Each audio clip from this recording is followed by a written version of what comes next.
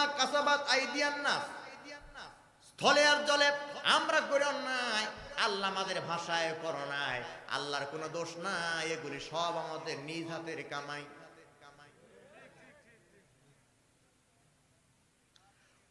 Corona আমাদের যে ছাত্রছাত্রীকে মেধা শূন্য করে দিল। একটা বছর ধরে ছেলে মেয়ে বাড়িতে বসে আছে, ওরা হাতে বই না নিয়ে এখন ফেসবুক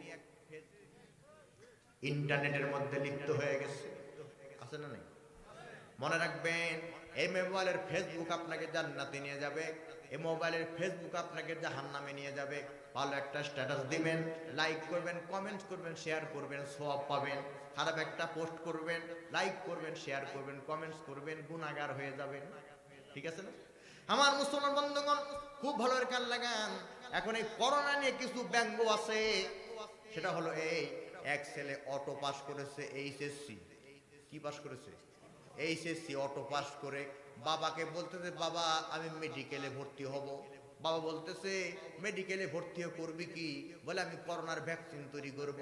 বাবা বলতেছে, বেয়াদব, যে করোনার কারণে অটো পাস করলি, সেই করোনার সাথে গাদ্দারি। আবার আমার নাটোরে করোনার কারণে এক ভাবি সুযোগ নিয়েছে, স্বামীকে বলতেছে দেখো হাড়ি পাতিল পরিষ্কার করো। স্বামী বলতেছে এগুলো তো তোমার কাজ, বলতেছে যদি না করো 999 ফোন দিব, পুলিশকে জানাবো। 9 দিন ধরে জ্বর, 3 দিনের কাশি, 14 দিনের হোম কোয়ারেন্টাইন। আছে না নাই? আমার বন্ধুগণ, যাই হোক, বাকি কথা যদি সুযোগ থাকে তাহলে বলার চেষ্টা চালাবো। আমি বলতেছিলাম তুবু ইলাল্লাহি তাওবাতান নাসুহা এর ব্যাপারে। হযরত আবু হুরায়রা বসে আছেন, আবু হুরায়রার কাছে একটা মেয়ে এলো আর বলছে, আবু হুরায়রা আমি জেনা করেছি। কি করেছি? আমি জেনা করেছি। দেখেন আল্লাহর কি গ্রামাটিক্যাল কায়দা, আয-যানিয়াতু ওয়াজ-যানি ফাজলিদু, সূরা নূর আয়াত নাম্বার 2। কত? কথা বলেন, 2। আয-যানি এটা হলো মুয়ান্নাস।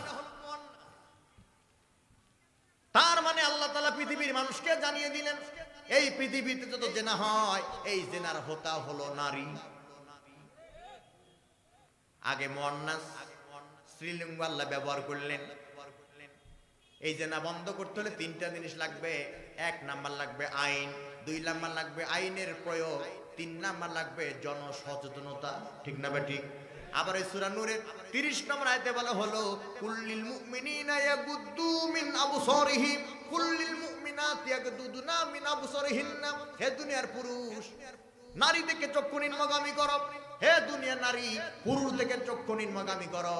এখন নারী যদি পুরুষ দেখে, পুরুষ যদি নারী দেখে চক্ষু নিম্নগামী করে, তাহলে জেনা অনেকাংশে কমে যাবে। এগুলো ওয়াজ করে 4 পয়সা লাভ নাই, দরকার আল্লাহর আইন। সুতরাং আল্লাহর আইন কায়েম হোক। কারা কারা চান? 2 হাত তুলে দেখান।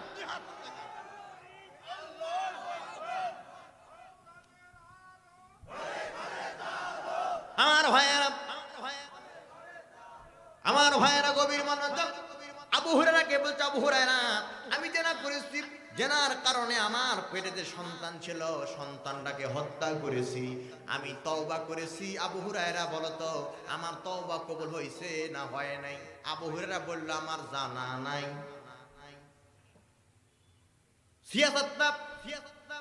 অর্থাৎ মুত্তাফাকুন আলাইহি, বুখারী মুসলিম শরীফে এককভাবে সবচাইতে বেশি হাদিস বর্ণনা করেছেন আবু হুরায়রা। 5610টি হাদিস বর্ণনা করেছেন আবু হুরায়রা, সবচাইতে বেশি। সেই আবু হুরায়রা এত বড় হাদিস বিশদ হওয়ার পর বলল, তোমার তওবা কবুল হয়েছে না হয় নাই আমার জানা নাই। আর আমার দেশে রিকশাওয়ালার কাছে যদি কেউ ফতোয়া চায়, একটা ফতোয়া মেরে দেয়। বয়সে হয়েছে বুড়া, জানে একটা সূরা, আন্দাজে ফতোয়া দেয় পুরা। কথা কন না কেন? আবু হুরায়রা বলল, আমার জানা নাই। ইত্য বছরে ফজর আযান হয়ে গেল, মুয়াজ্জিন বলতেছে, হাইয়া আলা সালাহ, কাম টু দা প্রেয়ার, এসো নামাজের দিকে। আমরা যদি বলি নামাজের দিকে গেলে কি হবে, মুয়াজ্জিন জবাব দিচ্ছে, কাম টু দা প্রেয়ার, এসো কল্যাণের দিকে, নামাজ পড়লে তোমার কপাল খুলে যাবে। হযরত আলী রাদিয়াল্লাহু তাআলা আনহু জিহাদের ময়দানে গেলেন, আলীর পায়ে তীর বিদ্ধ হয়েছে, সাহাবায়ে কেরাম তীর বের করে না। নবীজির কাছে গেলেন, নবী গো, আলীর পায়ের তীর আমরা কখন বের করব? নবীজি বললেন, আমার আলী এমন বিনয়ী, আমার আলী যখন নামাজের সেজদায় যাবে তখন তোমরা পা থেকে তীর বের করবে। আলী যখন নামাজের সেজদায়, সাহাবাই কেরাম পিছন থেকে তীর বের করেছেন, রক্ত দিয়ে যায় নামাজ লালে লাল। আলী নামাজ ছেড়ে দেয় নাই। হযরত আলীকে বলা হলো, আলী রে, তোমার পা থেকে তীর বের করলাম, তুমি কি ব্যথা পাও নাই? কেন নামাজ ছেড়ে দাও নাই? আলী বলতেছিল বিনয়ের সাথে, নামাজ পড়তে গিয়ে এত মজা পাচ্ছিলাম, তীর কখন বের করেছো অনুভব করতে পারি নাই। এই ছিল সাহাবীদের নামাজ। আর আমাদের নামাজ হলো আল্লাহু আকবার বলে তাকবীরে তাহরিমা বাদি, হাঁটুর নিচে মশা ভনভন করতেছে, এখনো পায়ে পড়ে নাই, কামড় দেয় নাই, নিয়াত ছেড়ে দিয়ে আগে মশা মারি। কথা কন না কেন? মনে রাখবেন, নামাজ কোনোদিন ব্যর্থ না, নামাজিরাই ব্যর্থ। মনে রাখবেন, কোন মুসল্লি জুতা চুরি করে না, বরং চোরেরাই মুসল্লি সেজে জুতা চুরি করে। খুব খারাপ হচ্ছে ওয়াজ। হবেই না মাহফিল, তাও হচ্ছে। সেই মাহফিলের সাথে ভালো ওয়াজ কোথায় পাবেন? ঠিক আছে না? নাই মানে এক ছেলেকে বলা হলো, তোমরা কয় ভাই? বলছে হুজুর আমি হই না, আবার কয় ভাই। এখন বলতেছে এইভাবে বলো কেন? বলে আমার আব্বা বিয়ে করতে 30 বছর আগে, 20 বছর ধরে কোনো বাচ্চা কাচ্চা হয় না, বাজারে মাজারে ফকির ফাকরা ঝাড় ফুক দিয়ে কোন রকম আমি হইছি, আমি হই না, আবার কয় ভাই। মাহফিলই হয় না, আবার ভালো ওয়াজ। কথা কোন ঠিক না? ঠিক। আলহামদুলিল্লাহ, মাহফিলও সফল, ও তো সফল, আলহামদুলিল্লাহ বলেন। এইবার আবু হুরায়রা নামাজের জন্য মসজিদে গেলেন। গিয়ে দেখি ইমাম হলেন নবীজি। মুসল্লি আবু হুরায়রা নবীজির ইমামতিতে নামাজ আদায় করলেন জামাতে। নামাজের পরে সাহাবাই কেরাম নবীজির পাশে এসে মাসআলা মাসাইল জিজ্ঞাসা করলেন। আবু হুরায়রা টার্গেট নিলেন, আমি ওই মহিলার ব্যাপারটা জেনে নেব, তার তওবাটা আল্লাহর দরবারে কবুল হয়েছে না হয় নাই।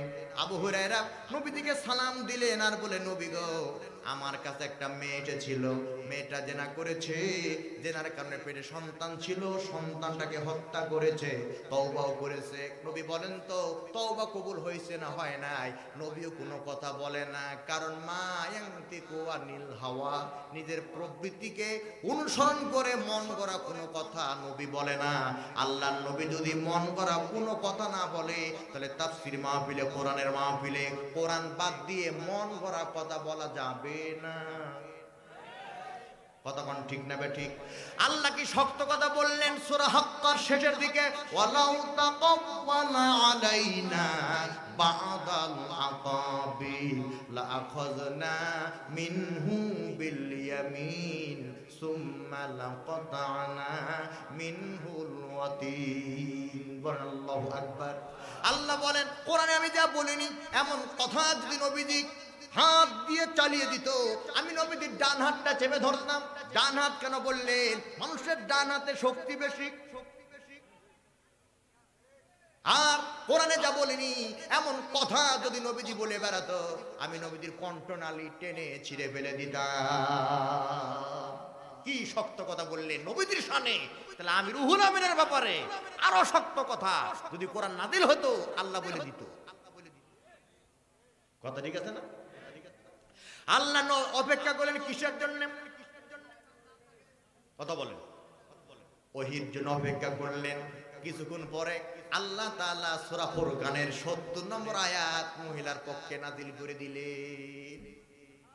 ইল্লা মান তাবা ওয়া আমানা আমিলা আমালান সালিহা ফাউলাইকা ইউবাদদিলুল্লাহু সাইয়্যাতিহিম হাসানা ওয়া কানাল্লাহু গফুরার রহিমা। আবু হুরায়রা ওই মহিলাকে বলে দাও, মহিলার তওবা শুধু কবুল হয় নাই, বরং মহিলার ইতিপূর্বে যত গুনাহ ছিল তওবা করার কারণে আমি আল্লাহ সওয়াব দ্বারা পরিবর্তন করে দিয়েছি। সুবহানাল্লাহ বলেন। সুতরাং ইয়া আইয়ুহাল্লাযীনা আমানু তুবু ইলাল্লাহি তাওবাতান নাসুহা, ইমানদারেরা তাওবাতান নাসুহা করো, আমি আল্লাহ পাক তোমাদেরকে ক্ষমা করে দিব। সে আল্লাহ আছে না নাই? এখন তওবা করার নিয়ম হলো আল্লাহর পথে কিছু মাল পানি দান করে তওবা করলে পরে তওবা 100 কবুল। মাম্মানা লিল্লাহি মাসজিদান বানা আল্লাহু লাহু বাইতান ফিল জান্নাহ। যে ব্যক্তি মসজিদ বানাবার জন্য টাকা পয়সা দান করে, আল্লাহ তাআলা জান্নাতে তার জন্য বালাখানা নির্মাণ করে। সুবহানাল্লাহ বলেন। আমার ভাইয়েরা, এই পৃথিবী যখন সৃষ্টি করা হলো, পৃথিবী কম্পন শুরু হয়ে গেল, পৃথিবী কাঁপতেছিল। আল্লাহ তাআলা পাহাড় সৃষ্টি করে পেরেকের মতো পৃথিবীর কম্পন বন্ধ করে দিলেন। ফেরেশতারা বলে, আল্লাহ এমন কি সৃষ্টি করলে যে পৃথিবীর কম্পন বন্ধ হয়ে গেল? আল্লাহ পাক বললেন, পাহাড়। ফেরেশতারা বলে, আল্লাহ পাহাড়ের চাইতে শক্তিশালী কিছু আছে নাকি? আল্লাহ বলেন, হ্যাঁ আছে, তার নাম হলো লোহা। তার নাম কি? লোহা। কোরআন শরীফ দেখেন কি জিনিস। কোরআন শরীফে গাভীর নামে সূরা আছে, কোরআন শরীফে হাতির নামে সূরা আছে, কোরআন শরীফে মাকড়সার নামে সূরা আছে, কোরআন শরীফে পিপিলিকার নামে সূরা আছে, কোরআন শরীফে মৌমাছির নামে সূরা আছে, কোরআন শরীফে লোহার নামেও সূরা আছে। গাভীর নামে সূরা সূরাল বাকারা, হাতির নামে সূরা সূরা ফিল, আর মাকড়সার নামে সূরার নাম আনকাবুত, পিপিলিকার নামে সূরার নাম হলো সূরার নামল, আর মৌমাছি নামে সূরার নাম হলো সূরার নাহল। আপনারা একটু মনোযোগ দিয়ে শোনেন।